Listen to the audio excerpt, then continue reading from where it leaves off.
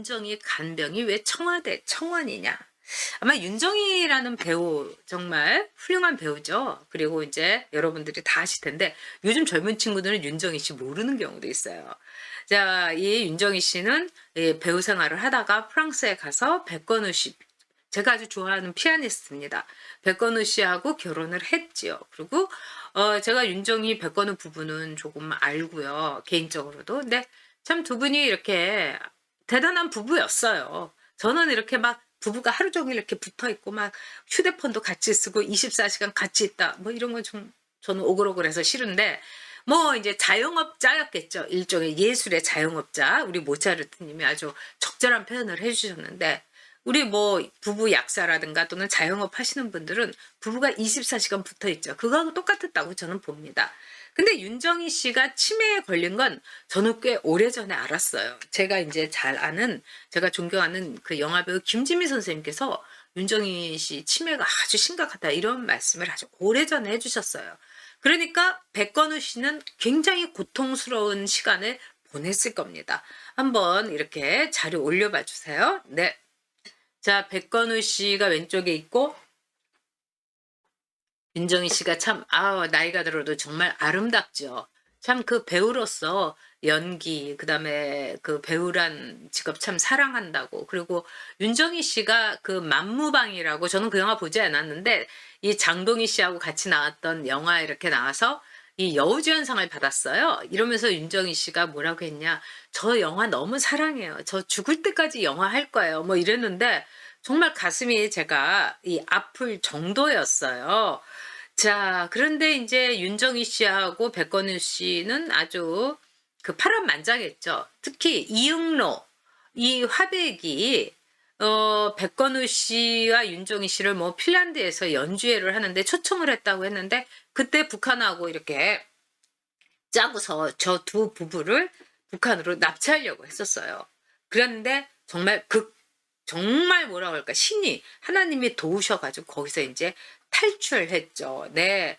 윤정희 씨의 마지막 작품이 시였는데 이때 이미 알츠하이머에 걸렸었다고 합니다. 알츠하이머는 참 그 가슴 아픈 이 병이죠. 그래서 이 레이건 대통령도 알츠하이머에 걸렸습니다. 그래서 낸시 여사가 알츠하이머에 걸린 남편을 간병하면서 이렇게 사랑하는 사람이 추억을 많이 주었던 내 남편이 알츠하이머에 걸려서 이 간병을 한다는 건 너무 가슴 아픈 일이다. 왜냐하면 얼마나 멋진 남편이었겠어요.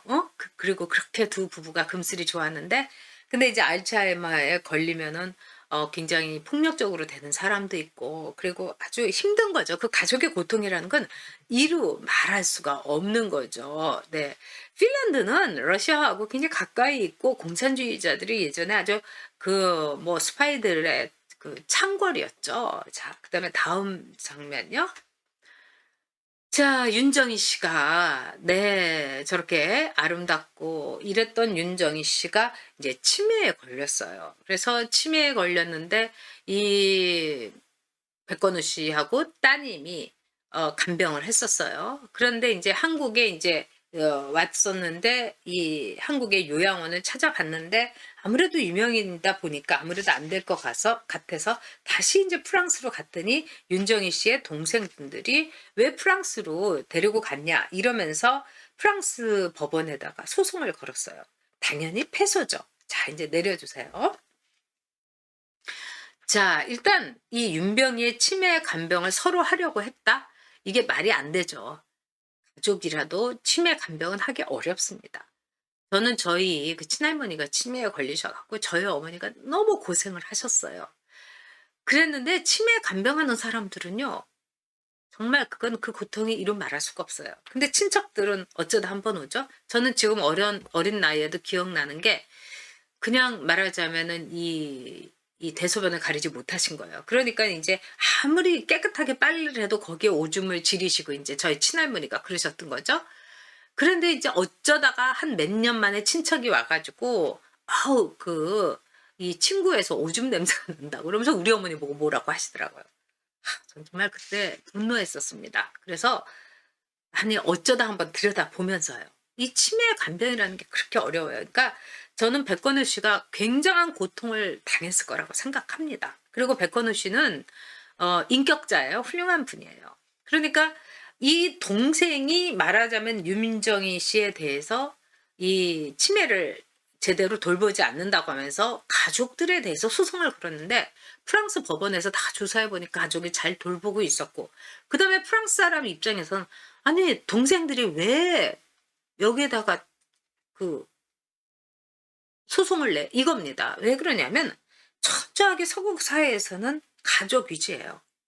남편도 살아있고 또 딸이 있는데 어떻게 그 동생들이 그 패밀리에 대해서 이래라 저래라 하느냐. 이거는 프라이버시 침해라는 이것도 있어요. 그리고 제대로 돌봤고 그래서 패소를 했어요.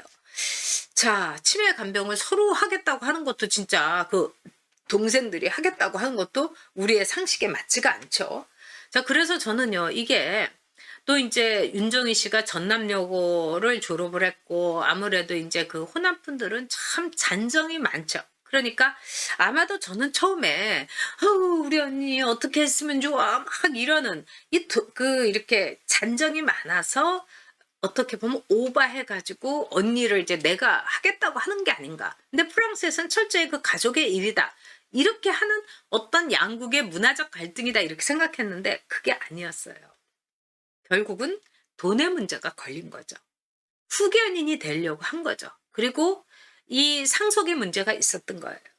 이 상속이라는 거는 여러분 본인이 살아있을 때는 얼마든지 바꿀 수도 있어요. 근데 윤정희 씨는 이미 치매 판정을 받았기 때문에 후견인이 누가 되느냐가 말하자면 재산권의 문제가 되는 거죠.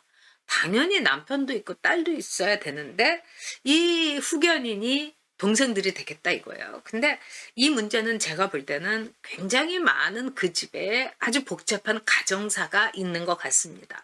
근데 저는 이게 더 이해가 안 되는 거예요. 자, 이제 한국과 프랑스의 문제가 아닌 치매 간병의 문제인데 여배우는요, 리즈 시절이라는 게 진짜 있잖아요. 최고로 아름다운 시절. 근데 그 시절에 대해서 그레타 가르보 같은 여배우는요, 자기가 늙은 뒤에 얼굴을 가리고 살았고 아주 젊은 시절에 딱 은퇴를 해버리고 일체 나오질 않은 거예요. 왜? 아름다운 모습을 보여주려고. 참 그거는 또 그레타 가르보의 선택입니다. 근데 또 어떻게 보면은요, 뭐 추한 모습도 보여줘도 되는 거예요. 주윤발처럼 배가 그냥 60이 넘어도 납작해갖고 날렵한 모습을 보여주는 이 연예인도 있지만, 여러분도 뭐 아시다시피 사와다 켄즈라고 일본의 유명한 줄리라는 별명으로도 불렸던 아주 이 70년대의 그 G드래곤 같은, 이미 그때 막 까만 그 매니큐어 바르고 화장 막 아이섀도우 남자가 확 하고 막 몸매가 하늘하늘 해가지고요. 사람들이 다 게이 아닌가 했는데 게이 아니었어요. 근데 제가 오랜만에 그 몇 년 전에 줄리의 이 그 사와다 켄지의 사진을 보고 그냥 그 유튜브로 보고 기절 초풍했던 거예요. 이런 뚱뚱한 할아버지가 돼버렸어요. 그래도 노래는 잘해요. 응? 그러면서 왜 이렇게 막 뚱뚱하고 자기 관리도 못하냐 막 이러니까 사와다 겐지가 아니 내 몸 가지고 내가 하는데 내가 뭐 살찔 권리도 없냐고. 저는 그것도 또 멋있다고 생각을 했어요. 자, 그런데 그럼에도 불구하고 윤정희 씨의 경우에는 그냥 여배우라서 기억을 해줘야 되는데 이 치매 문제를 막 동생들이 난리를 치고 나니까 윤정희 씨는 하나의 치매 간병의 일종의 이 딱 증명이 돼버린 거예요. 여기에는 제가 볼 때는 아주 돈 문제가 있었을 텐데 저는 더 분노하는 거는 뭐냐면은 왜 이거를 청와대 청원에 올리냐고요. 청와대 청원이 어떤 가족의 문제, 가족의 뒷담화를 또 한 여배우의 치매 문제를 우리가 들어야 되는 겁니까? 이게 바로 제가 보기에는 문재인이 이 청와대 청원이란 걸 했는데 청와대 청원을 통해서 여러분 해결된 게 있습니까? 이제까지?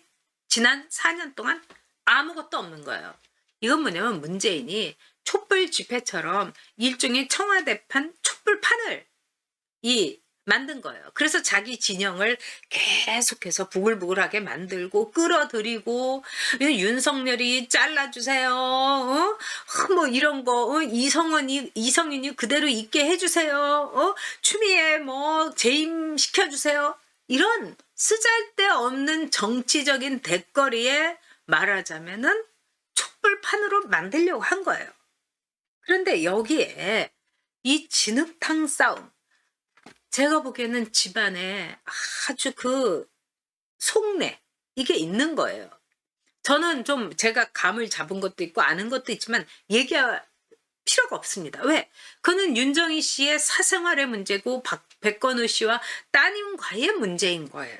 근데 이 동생이 말하자면 이 진흙탕 싸움에 뛰어들어서 프랑스 법원에서도 망신당하고 이제는 이거를 청와대 청원까지 올리는 거예요. 자, 진흙탕 싸움에서 아름답게 기억해야 될 이 윤정희 씨가 왜 이렇게 끝이 이렇게 돼야 되는가? 저는 이게 청와대 청원이라는 걸 만든 문재인에게 책임이 있다고 봅니다. 아니, 뭘 거기까지 줄긋기를 하냐? 그게 아니죠. 뭐든지 국가에게. 이제는 집을 사는 것도, 집을 파는 것도, 평수를 넓히는 것도 국가의 통제를 받지 않습니까? 2월 4일 대책이라는 건 뭡니까? 이제는 나라만 바라보라는 거예요. 그리고 돈을 마구마구 풀어갖고 뭐 또 선거 전에 돈을 풀겠다? 우리를 완전히 몰모트로 만들고 인질로 만들고 노예로 만드는 거예요. 근데 아름답게 기억해야 될 여배우의 최후까지, 여배우의 마지막까지 정치적인 청원의 장인 청와대 청원에 올려야 되겠습니까? 저는요, 대한민국이 진짜 망해간다고 생각해요. 그리고 우리 사회가 올라가면 올라갈수록 개인의 프라이버시를 존중을 해야 되고, 그 다음에 그 가족에서 무슨 정인이 사건도 아니고, 이런 게 아니면은요, 그 가족의 프라이버시에서는 알려고 해서는 안 되는 거예요. 존중해 줘야 되는 겁니다. 제가 저의 프라이버시를, 사생활을 존중해 준다고 하는 것처럼 존중해 줘야 되는 거예요.